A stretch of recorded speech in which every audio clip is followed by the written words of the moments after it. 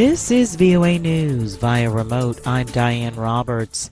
This just into the newsroom, former U.S. Vice President Mike Pence has filed a statement of candidacy to the Federal Election Commission to run for U.S. President in 2024. This report by Sky News on Monday. Ukrainian President Volodymyr Zelensky said on Monday that the situation at the front in the Donbas region was difficult and painful and required all of the country's strength and concentration. Zelensky made the comments in his nightly video address. The Islamic State terror group claimed responsibility for an attack Monday that killed 6 fighters affiliated with the U.S.-backed security forces. One of the 2 attackers was also killed. North Korea flew at least 5 small drones into South Korean airspace Monday. VOA's Bill Gallo reports. South Korea scrambled fighter jets and helicopters in response to the North Korean drone incursion. Though South Korea's military fired about 100 shots, it says it failed to bring down any of the drones. South Korean officials say one of the drones returned to North Korea, but they lost track of the others. South Korean military official Lee Sung-oh said Seoul responded by sending its own unmanned aircraft on a reconnaissance mission into North Korea. He vowed thorough and firm responses to future North Korean provocations. One of the South Korean aircraft involved in the response crashed east of Seoul, though officials haven't explained why. Neither pilot in the plane was injured, officials said. North Korea has steadily ramped up tensions this year, launching a record-high number of missiles and conducting artillery shelling in sensitive border areas. Bill Gallo, VOA News, Seoul, South Korea. This is VOA News. The snowfall in western New York in the United States has closed the airport in Buffalo as travelers around the country struggle to reach their destinations.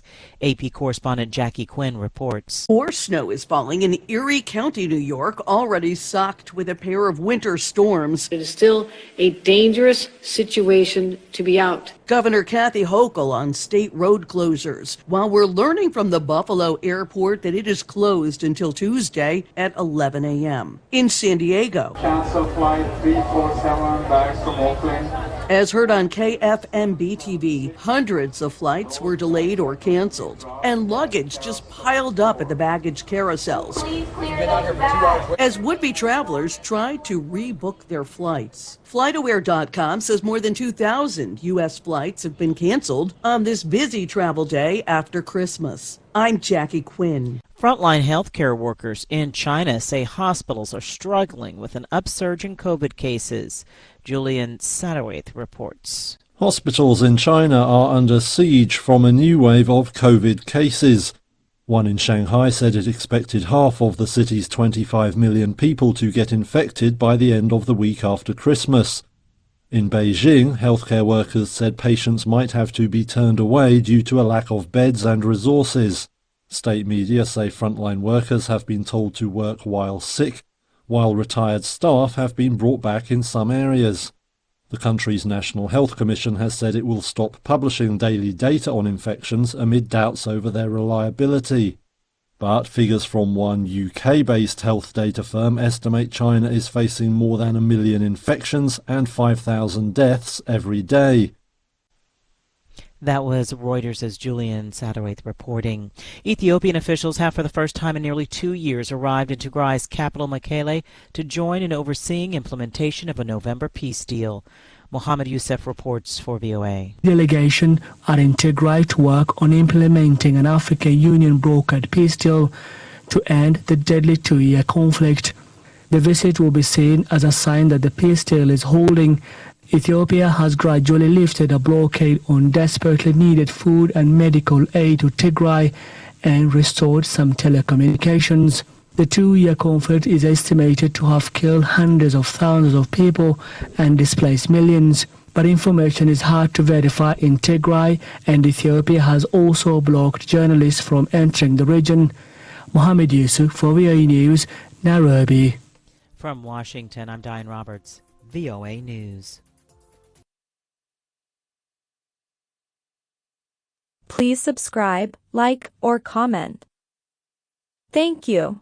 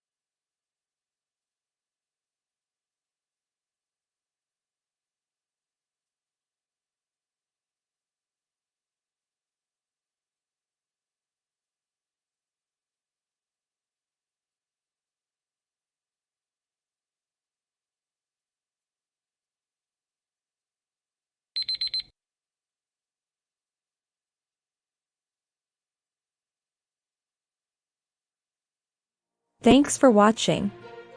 Please like, comment, or subscribe.